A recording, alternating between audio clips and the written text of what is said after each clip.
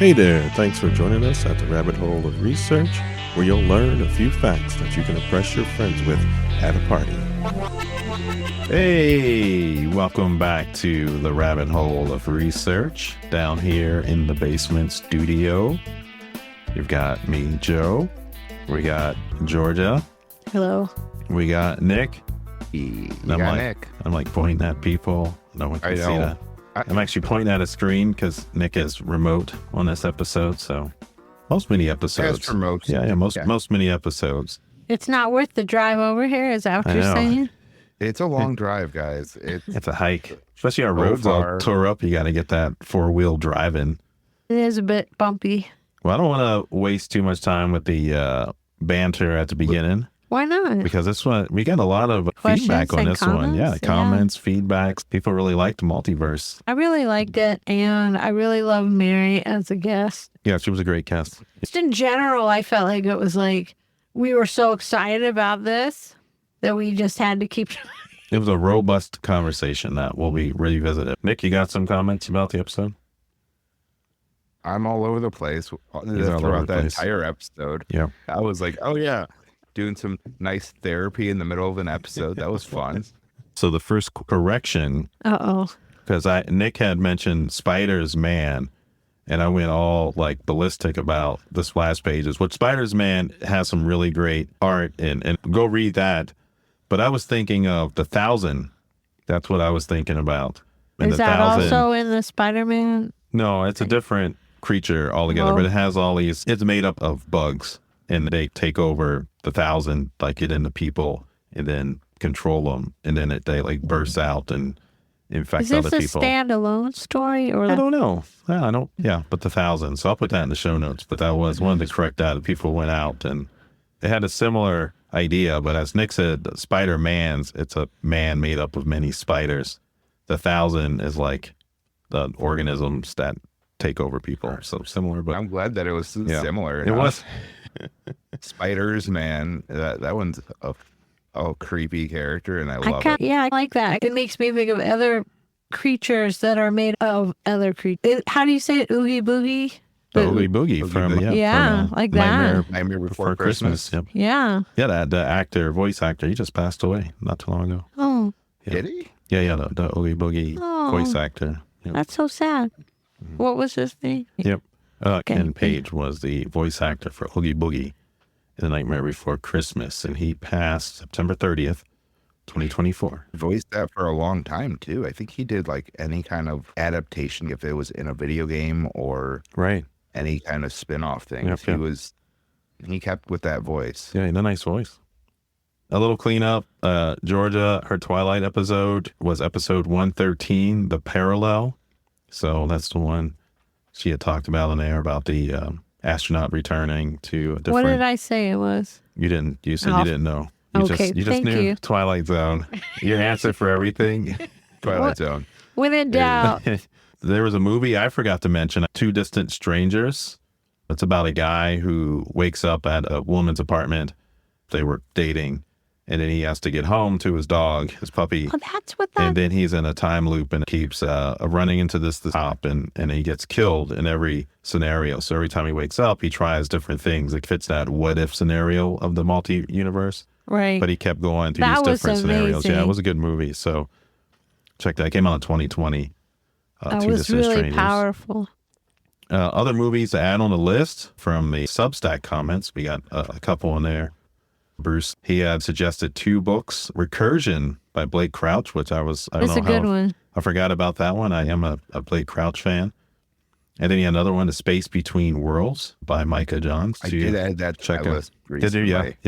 Yeah. So I need to look that up. Well, do you know more about that one? Yeah, it's about a guy who can visit different worlds where his counterpart has died.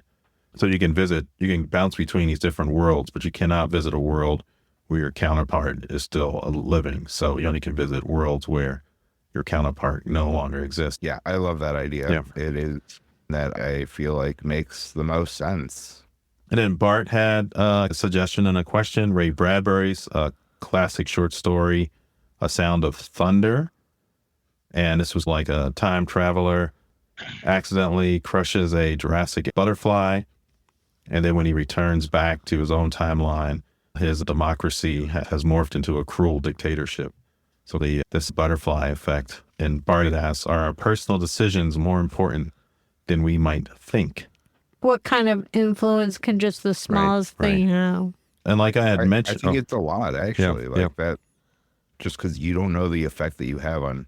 I think Georgia sent me something recently on Instagram, and it was like, oh yeah, there are so many different things. Like, you affect people without knowing, and yeah. Right, and it can be the smallest thing, but it can mean a lot to someone. And they might not even know that it was from you. And that was this idea, the anthropic multiverse or anthropic principle, which states that we observe the universe the way it is because we are here to observe it. And so if you follow this kind of logic out, our decisions, no matter how small, would have consequences to the observable universe. So on one hand, your personal decisions are important, but some are probably less important than others when weighted against all the possible decisions happening at every observable time point. And the problem, though, is that you have no clue which of these decisions will have the desired personal outcome versus the undesirable ones. So I think that's this is where anxiety, I think, comes in. I don't know about you guys, but I try to figure out every outcome possible. And I'm like, all right, maybe this is going to be the best one. But the problem is you figure out your observable universe, but then someone else's decisions that you don't know somewhere around the world could be having influence on your decisions, right? But you only observe your little universe world and feel, oh, I got an egg salad and that's why I got food poisoning. But really it was because someone in England, they stepped on an ant.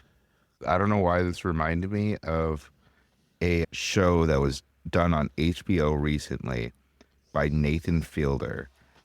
It is a show where he is going ahead and creating simulations for people.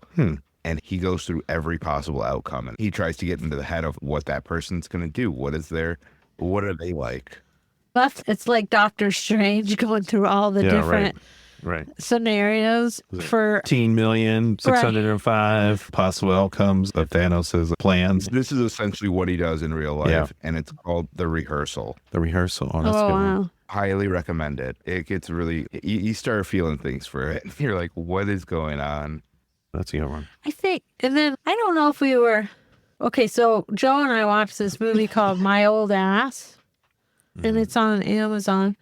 And it's like this total poignant kind of movie that's strange. It has some funny part. And so it's about this woman who's only like 18, and she's taking she's on some mushrooms. Hallucinogenic mushrooms. Psychedelic. And we have a future episode. Episode. And then her 39-year-old self it appears there and is talking to her and whatever. So then they are able to keep talking even after this incident. But I think it brings up a really good, interesting point. Like, the older version of her was trying to tell her, well, don't do this or do this, because they knew about certain things that would be happening.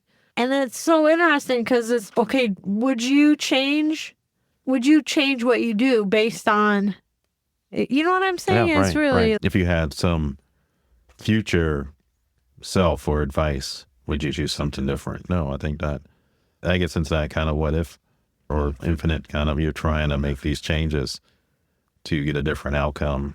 Will that lead to a different outcome, or will they all merge into the same place that you were at, right? Or that you were going to wind up at. You just took a different route. I guess we could, I don't know if we talked about this. It was a long episode, so we probably did. But fate, do you believe in fate? Predestined, you're predestined. I don't think we talked about that. Chaos. I believe in chaos. I believe in entropy, energy. I like the idea of, what was it? Our good friend of the show, Jeff Goldblum, in Jurassic Park. Our buddy Jeff. But life finds a way. Our good friend, Jeff Goldblum. The ultimate alien. The 2024 ultimate alien. Yes, I know. So, go ahead. Go ahead, Nick. What do you got? No, yeah, that was like just him with the droplet of water. You don't know where it's going to go. It's going, though. Right. Chaos. There it is. We had Alex on YouTube. He had some comments there. He wrote about a few things. But one, he had asked about proving the multiverse. Is it impossible at this time to prove the multiverse? And at the end of the episode, I think Georgia was like, are people studying the multiverse? And there was like a whole bunch of laughs. And we didn't touch upon it a lot, looping back around.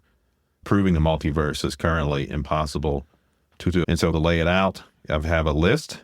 Jeez. So We have to have a list? you got to have a list, a mini list. Oh, my. There's observational limits. And if you go to the YouTube comments, I spelled out a little more. I wrote something a little longer, but this will be a abbreviated list. So observational limits. Other universes are likely outside our cosmic horizon, meaning that there's no light or signal that can reach us. And we lack the tools to directly observe beyond our own universe. As a whole, we can't look at the other multi-universes that might be there. Theoretical constraints, things like with inflation and string theory, suggest multiple multiverse possibilities. They aren't empirically verified, and testing them is beyond our current capabilities. Scientific validity. Multiverse theories are hard to falsify, challenging their status as scientific theories. They often lean on probabilistic or anthropic arguments instead of empirical evidence. We were talking about that earlier. Technological challenges. Concepts like faster than light travel or quantum connections remain highly theoretical, and existing technology cannot test multiverse hypothesis. Unresolved mysteries in our universe, dark matter, dark energy, quantum gravity, are poorly understood. Solving these could reveal insights inherently relevant to the multiverse theories. And then there's speculative and future possibilities. So advancements in like quantum theory, holographic models, computational simulations could someday offer indirect support, but direct proof still remains quite out of reach. And basically, you go and you're like, okay, hey, I want to study and see if there's multiverses. You're not getting funding for that. Yeah, I guess if you say it like that, you're not going to get. Yeah, not with that kind of pitch. It's basically pitches. basically you got nothing that proves anything. But I guess you could be studying. You could be asking questions about dark matter or about dark energy. Some of these things that we haven't resolved, or understanding the basic principles of our universe. So there's questions you can address that can lead you to maybe figuring out if there's a multiverse or not. So, yeah, that's what I had, rounding up everything, all the comments. It was very active, and I think it was our most active. Yeah. So I'll put all these new books and movies into the list. It was a long list. I feel like it's going to be a whole nother episode too. Like, yeah, I agree. So this has multiple outcomes for it. Yeah, it's like the multiverse. But yeah, anything else you've been watching? Anything cool playing? What? I've had to take a break from things because I've been busy at the shop. Yeah. But yeah, I don't really have anything new to report. Just about finished with What We Do in the Shadows. I think that's coming to an end either this week or next week. I can't remember. But yeah, it's been great. That's sad. Yeah. I hate watching a show end. I know, I hate that too. Yeah. I tend to not watch last episodes of things because I'm like, I don't want it to end. And in my head, it's not ended. Right. I do that with book series too sometimes. Yeah, it's always hard. I have been listening to a book, though, recently. I'm on book 4 of Cirque du Freak.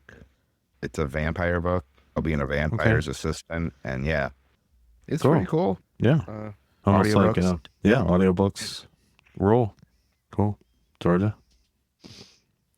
Guess I can answer. We did that Apocalypse Z.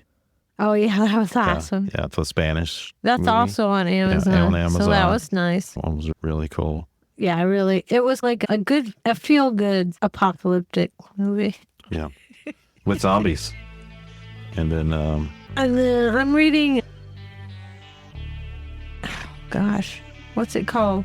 Here We Go, I think, by Moriarty. It's like a best-selling novel. It's really good, and it relates a little bit to multiverse, because not exactly, but about how what if somebody told you that when and how you were going to die. Mhm. How would that be finding out that information? Like the multiverse, like Final Exactly. Destination Like, kind can of idea. you change right? it? Or is it Mary's like, favorite? Yeah, she was very excited about Final Destination. and death being so OCD? OCD, yeah. Oh, go listen to that. Yeah, book-wise, I'm reading Mexican Gothic. Ooh, I want to read yeah, that. Sylvia Moreno Garcia. Cool. All right, I think that's it. Cool. Nick? That seems like it was a mini hole. Yes, a mini hole of many verses. Many holes. And that was, you got Joe here, you got Georgia, Goodbye. We got Nick. we got Nick, and that's a wrap. Goodbye. Love you all.